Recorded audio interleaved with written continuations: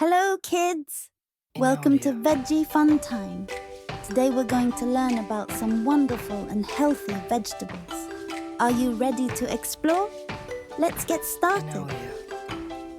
First, we have a long orange vegetable that grows underground. Can you guess what it is? That's right! It's a carrot! Carrots are crunchy and great for your eyes. Now let's look at a red and juicy vegetable that's often used in salads. What could it be? That's right! It's a tomato. Tomatoes are delicious and full of nutrients. We have a vegetable that's brown on the outside and grows underground. Can you guess what it is? That's right!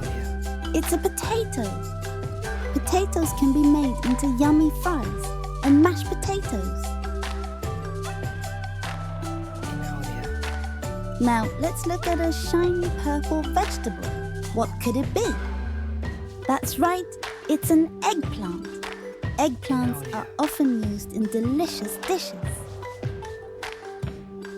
We have a vegetable that can make you cry when you cut it. What is it?